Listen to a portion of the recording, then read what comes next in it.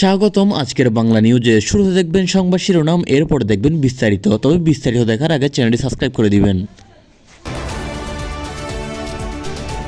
এবার জামাত প্রধান শফিকুর রহমানের এক সাইডে হ্যাকের পেছনে রাষ্ট্রপতির সংশ্লিষ্টতা, বিস্ফোরক দাবিতে নতুন বিতর্ক।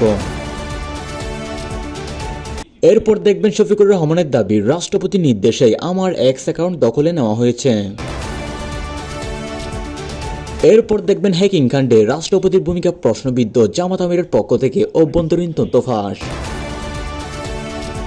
এবং এরপরে দেখবেন জাতীয় নিরাপত্তা নাকি রাজনৈতিক প্রতিশোধ, শফিকুর রহমানের এক্স ইস্যুতে তোলপাড়। হ্যাকের আগের 48 ঘন্টার গোপন যোগাযোগ তথ্য প্রকাশ, রাষ্ট্রপতির কার্যালয় নীরব। এবং সর্বশেষ দেখবেন রাষ্ট্রপতির জড়িত থাকার অভিযোগে উত্তাল রাজনৈতিক অঙ্গন, জামাতের জরুরি বৈঠক ডাকা হয়েছে। এতক্ষণ শুনলেন সংবাদ শিরোনাম, এবার দেখবেন সম্পূর্ণরূপে বিস্তারিত। তবে চ্যানেলটি অবশ্যই সাবস্ক্রাইব করে দিবেন। এদিকে জামাত প্রধান শফিকুর রহমানের এক সাইডে হ্যাকের পেছনে রাষ্ট্রপতির সংশ্লিষ্টতা, বিস্ফোরক দাবিতে নতুন বিতর্ক। জামায়াত ইসলামীর আমির ডাক্তার শফিকুর রহমানের ভেরিফাইড এক্স অ্যাকাউন্ট হ্যাকের ঘটনার রাষ্ট্রপতির কার্যালয় বঙ্গভবন থেকে সূত্রপাত হয়েছে বলে বিস্ফোরক অভিযোগ দাবি উঠেছে।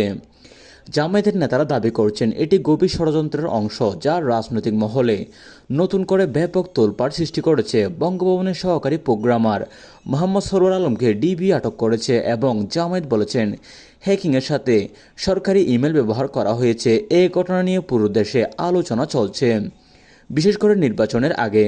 শফিকুর রহমানের দাবি, রাষ্ট্রপতির নির্দেশে আমার এক্স অ্যাকাউন্ট দখলে নেওয়া হয়েছে। জামায়াত আমির ডাক্তার শফিকুর রহমান সরাসরিও জোরালো দাবি করেছেন যে তার এক্স অ্যাকাউন্ট হ্যাক করে দখলের পেছনে রাষ্ট্রপতির নির্দেশে বা সরাসরি সংশ্লিষ্টতা রয়েছে। তিনি এটিকে রাজনৈতিক প্রতিহিংসা, দলের ভাবমূর্তি নষ্ট করার পরিকল্পিত চেষ্টা এবং সাইবার হামলা হিসেবে চিহ্নিত করেছেন। জামায়াতের সাইবার টিম অ্যাকাউন্ট দ্রুত উদ্ধার করলেও এই অভিযোগ রাজনৈতিক অঙ্গনে উত্তপ্ত হয়ে উঠেছে। হ্যাকিং কাণ্ডে রাষ্ট্রপতি ভূমিকা প্রশ্নবিদ্ধ, জামাত আমিরের পক্ষ থেকে অভ্যন্তরীণ তথ্য ফাঁস। জামায়াতের পক্ষ থেকে অভ্যন্তরীণ তথ্য প্রমাণ ফাঁস করে দাবি করা হয়েছে যে হ্যাকিংয়ের সূত্রপাত রাষ্ট্রপতির একটি কার্যালয় থেকে করা হয়েছে। এতে রাষ্ট্রপতির ভূমিকা সরাসরি প্রশ্নবিদ্ধ হয়ে উঠেছে এবং তাৎক্ষণিক তদন্তের দাবি উঠেছে। জামায়াত বঙ্গভবনে লিখিত অভিযোগ উঠেছে এবং ডিবি তদন্তে বঙ্গভবনের কর্মকর্তা আটক হয়েছে। এই অভিযোগকে আরও শক্তিশালী করেছে। তথ্য প্রমাণ ফাঁস করে দাবি করা হয়েছে যে হ্যাকিংয়ের সূত্রপাত রাষ্ট্রপতির কার্যালয় অফিসিয়াল ইমেল বা সার্ভার থেকে করা হয়েছে। এতে রাষ্ট্রপতির ভূমিকা সরাসরি প্রশ্নবিদ্ধ হয়েছে এবং তাৎক্ষণিক তথ্যের দাবি উঠেছে। জামায়াত বঙ্গভবনে লিখিত অভিযোগ দিয়েছে এবং ডিবি তদন্তে বঙ্গভবনের কর্মকর্তা আটক হয়েছে। এটি অভিযোগ আরও শক্তিশালী করেছে। জাতীয় নিরাপত্তা নাকি রাজনৈতিক প্রতিশোধ, শফিকুর রহমানের এক্স হ্যাক ইস্যুতে তোলপাড়। এই হ্যাকিংয়ের ঘটনা কি জাতীয় নিরাপত্তার সাথে করা হয়েছে নাকি বিশুদ্ধ রাজনৈতিক প্রতিশোধ ও দল দমনের চেষ্টা?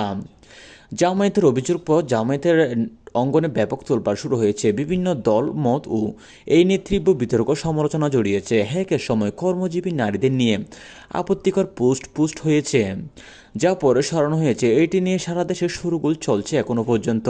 হ্যাকের আগে 48 ঘন্টা গোপনে যোগাযোগের তথ্য প্রকাশ, রাষ্ট্রপতির কার্যালয় নীরব। জামায়াত দাবি করছে যে হ্যাকের আগের 48 ঘন্টায় গোপন যোগাযোগের কিছু তথ্য প্রমাণ তাদের হাতে এসেছে, যা রাষ্ট্রপতির কার্যালয় থেকে সরাসরি যুক্ত। এই বিষয়ে রাষ্ট্রপতির কার্যালয় এখনও আনুষ্ঠানিক বক্তব্য প্রতিক্রিয়া দেয়নি, পুরোপুরি নীরব রয়েছে। তবে ডিবি তদন্ত করে বঙ্গভবনের এক কর্মকর্তাকে আটক করেছে, যা অভিযোগকে আরও জোরালো করেছে এবং এর পিছনে বেশি আছে আসল মাস্টারমাইন্ডকে। হয়তোবা রাষ্ট্রপতি হতে পারে আসল মাস্টারমাইন্ড, যেহেতু তার একটি ওয়েবসাইট থেকে জামাতের এক সাইডে হ্যাক করা হয়েছে। এই নিয়ে চলছে তর্ক বিতর্ক, বিভিন্ন ধরনের তর্ক বিতর্ক শুরু হয়েছে। অপরদিকে রাষ্ট্রপতি জড়িত থাকার অভিযোগে উত্তাল রাজনৈতিক অঙ্গন, জামায়াতের জরুরি বৈঠক ডাকা হয়েছে। রাষ্ট্রপতি সরাসরি বা পরোক্ষ জড়িত থাকার অভিযোগে পুরো রাজনৈতিক মহল উত্তাল ও উত্তপ্ত হয়ে উঠেছে।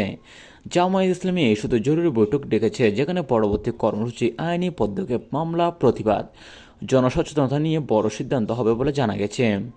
জামায়াত আমির বলেছেন হ্যাকারদের চিহ্নিত করা হয়েছে এবং মাস্টারমাইন্ডদের উন্মোচন করা হবে। একটি দল বলছে ঠাকুরঘরে কেড়ে আমি কলা খাইনি, তার মানে দাঁড়িয়েছে হয়তোবা আমাদের বিপক্ষের একটি ভূ রাজনৈতিক দল এইটি করেছে আমাদের বিপক্ষে, যেন ভোট কমে যায়। কিন্তু এটি করে কিছু হবে না। আমাদের যারা ভোটাররা আসে তারা অনেক সচেতন, তারা সব বুঝে গিয়েছে কোন দল এই খেলাটি খেলেছে। এখন আমরা পুরো দমে বলতে চাই, আমরা আগামী নির্বাচনে এই সমস্ত ক্রাইম বা সাইবার জাতীয় জিনিস আমরা সবচেয়ে ভালোভাবে কন্ট্রোল করব, যাতে কোনো দলের নিরাপত্তা বা কোনো দলের সাইবার হ্যাক করতে না পারে। এই ছিল আজকের নিউজটি ভালো লাগলে চ্যানেলটি সাবস্ক্রাইব করে দিবেন। ধন্যবাদ।